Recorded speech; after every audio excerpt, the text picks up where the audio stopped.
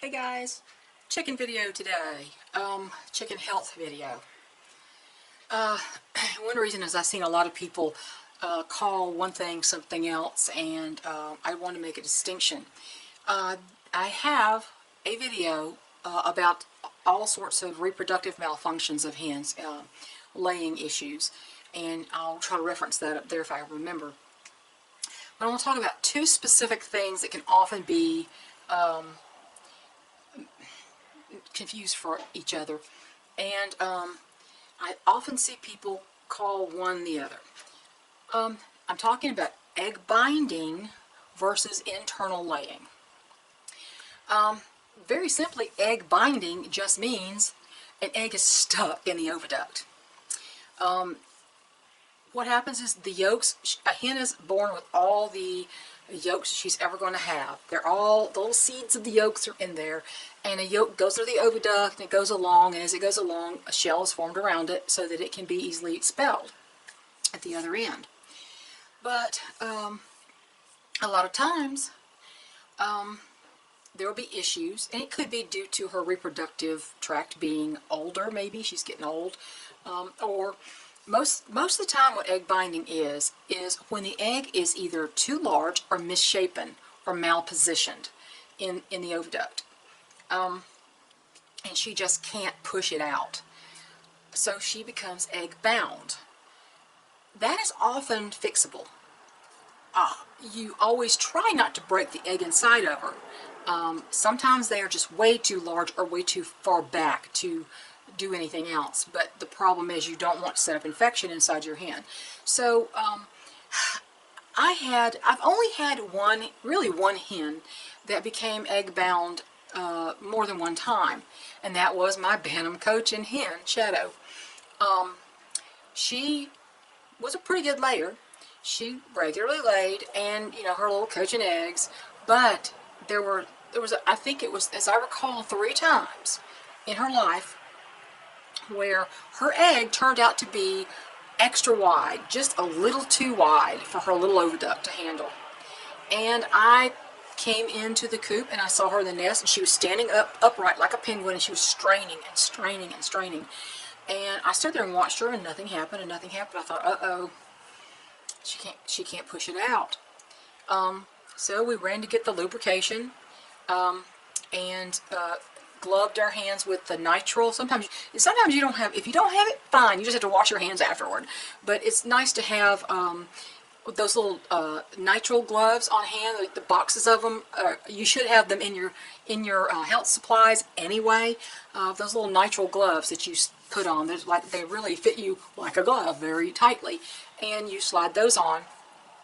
And you lube up your hand. It's don't use sticky oil, but you can use vegetable oil. But I find one of the best things to use is actually found in the health section of the drugstore. KY. It's like a gel liquid. It comes in dropper bottles.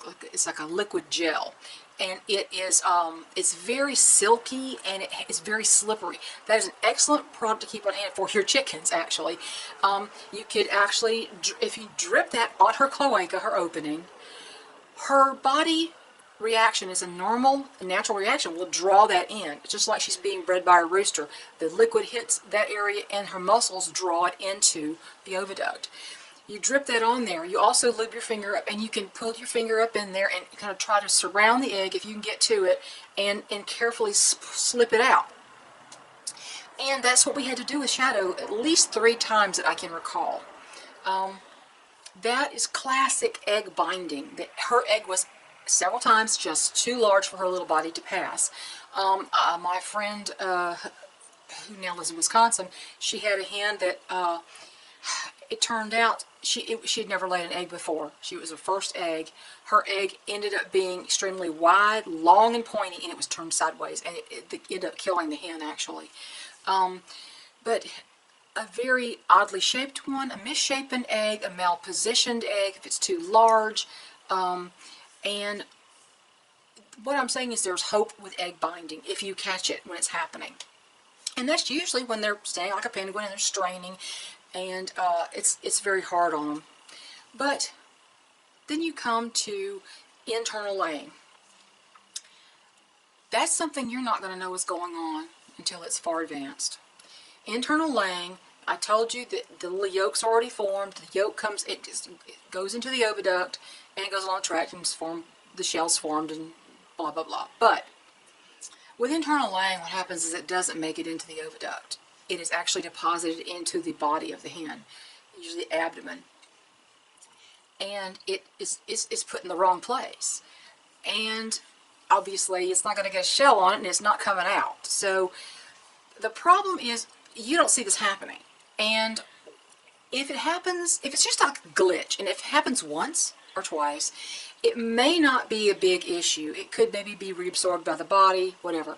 The problem comes when it happens repeatedly. And you get yolk after yolk going into the abdomen. Or in one of my cases, they were actually going into the liver. And I've talked about that.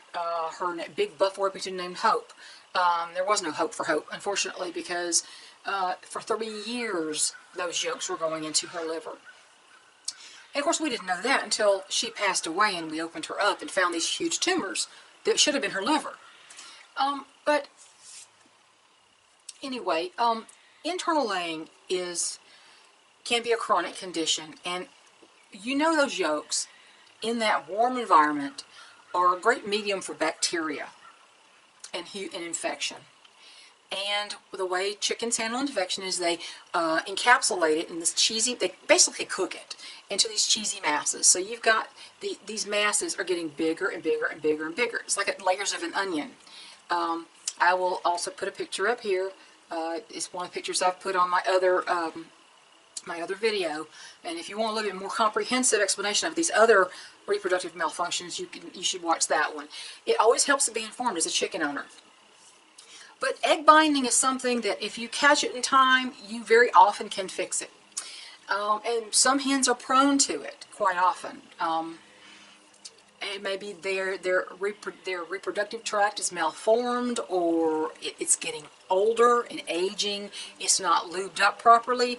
Vitamin E is a really good thing for them to have in their diet, maybe in the form of black oil sunflower seeds. Boss is an excellent source of vitamin E for these hens. Sunflower meats if you want to, but black oil sunflower seeds is a perfect thing to give them on a regular basis. It keeps the reproductive tract pliable and lubricated, and makes it easier. But when they get old, that tract can get a little bit dried up and pruny, and like the old ladies, they're old ladies. And reproductive issues can increase especially if they have issues in the first place. But egg binding is a specific active thing that you can usually see and you can usually try to fix. Internal laying is something that very often is a genetic thing. Certain lines of birds have that. Almost all the common hatchery stock that you see in feed stores regularly, the production reds, the sex links, the barred rocks, the hatchery barred rocks, the buff Orpingtons, the Wyandottes. The Wyandottes are really bad for it. The regular, silver lace and gold lace Wyandottes. They're really bad for that. But most of the most common hatchery egg-laying breeds people get every spring, they're so overbred, inbred, overbred, whatever you want to call it, they always have terrible issues.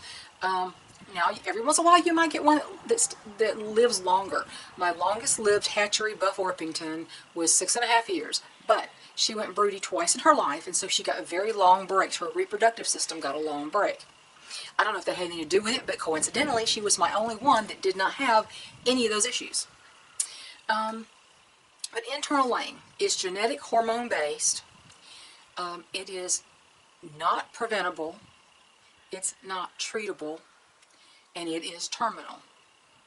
Egg binding can be terminal, too, if you don't catch it. I think the addition of flaxseed is said to possibly help a little bit with some of these reproductive issues. How much? How often? I don't know. But it can't hurt to supplement their diet with some flaxseed and definitely black oil sunflower seeds. I would say definitely both of those. But nothing you do is going to overcome bad genetics. I mean, The genes are the genes they're stuck with. All you can do is do the best you can for the bird and hope that what you do is going to give them a longer life than they would have had if you didn't do those things. It's the only thing you can do. But internal laying is terminal condition. Now, if you have a hen who's prone to this kind of stuff, there's only two things really that really are permanent solutions. Basically, one is hormone treatments. I mean, I don't see the sense in having hormone treatments for a chicken. It's very expensive to stop them from laying, to suppress their ovulation, basically, to suppress them laying. And the other one is a salpingo-hysterectomy, a hysterectomy on a hen. I have known of one person who did have her hen, her Easter egg or hen, found to be internally laying. The vet did a complete hysterectomy on that hen. I believe her name was Penny. I think I remember that. So one of the young owners on BYC many years ago had a hysterectomy done on her chicken. Many times, by the time you know something's that bad, the hen is so far down and debilitated that she's not going to survive a surgery anyway. So, you know, what you do when you figure out what's going on is up to you. You will not know the signs. There is, you know, salpingitis is an inflammation of the oviduct. It can actually result in a clogged, stopped up oviduct. Sometimes it's caused by E. coli. And the way they get E. coli is many times, you know, they poop and lay eggs out of the same opening. What happens is when they poop, the oviduct closes down, the poop goes out. When they lay eggs, the intestines close down and the oviduct opens up. So they come out of the same hole. And what happens sometimes is the feces gets drawn back up into the oviduct. It causes an E. coli infection, salpingitis, which can cause egg-laying issues. Now, internal laying, salpingitis, something called false laying, all that, it's kind of an egg yolk peritonitis, internal laying, salpingitis. It's all what I call a distinction without a difference. From what we see out here, we don't know which it is, what's going on, when it started, how far advanced it is. You may not know until you realize your hen has been going on the nest for a while and has produced no egg, kind of like my Wendy has for 2 months. Now she's aging, she's 7 years old. And she actually is not a pure breed. I mean, she is, but she isn't. She's 3/4 Barred Rock and 1/4 Delaware. But you don't realize what's going on unless you notice that a certain hen has been going to the nest, sitting, not laying, repeatedly. And then all of a sudden she stops even going to the nest. Then you may not realize until you pick her up that she's losing copious amounts of weight. Her abdomen may or may not be fluid filled. It may or may not be bloated. I've had hens who died of internal laying who never bloated up at all. They became skeletal. And you can't tell that sometimes unless you pick them up and go, oh my goodness, she doesn't weigh anything. Feathers hide a multitude of sins. It's always good to pick up your birds, run your hand under their wings to check for wounds that are hidden and check for extreme weight loss. And bloating, obviously. So, egg binding is not the same as internal laying. Egg binding may have a solution. Internal laying really doesn't. And you're not going to know if that's happening until it's far advanced. But keep looking for signs of hens who are straining to lay. Not just pushing, but actually straining over long periods of time. Straining can lead to prolapsed bent. That's happened to June quite a bit. A couple of years, she hasn't laid in a couple of years, but last couple of years she tried to lay, every time she would try to lay, the eggshell quality was not there. It would crush inside of her, and she would strain and strain to get that crushed egg out, and she would prolapse. And I was stuck with trying to get a prolapse back in for several days period every time that happened to her. I hope she doesn't ever try to lay again. She's 13. She doesn't need to. She's earned her rest. But when they strain and strain and strain, that's when you get prolapse. So there's another issue on top of everything else. But I hope you understand the difference between egg binding and internal laying. And of course, all these things are really, except for the egg binding, the salpingitis and the peritonitis and the internal laying, all that's kind of just a distinction without a difference as far as your eyes can tell. So I hope this helps, and any questions, put them below. I mean, I'm no expert. I've just had a lot of very sad experience with this, with my hatchery birds years ago. And I've had a little bit of experience. Only a couple of breeder quality birds have ever had this happen to them. it's almost always been either hatchery stock or the daughters of hatchery stock. First generation hatchery, second generation hatchery. Um, my Americanas, my true Americanas, my my breeder quality barred rocks. I mean, just the breeder quality birds, the ones that are not propagated from hatchery stock, the old heritage lines, they don't tend to have the kind of problems that the hatchery stock does. They haven't been overbred. So, y'all have a great day, and we'll catch you later. Bye.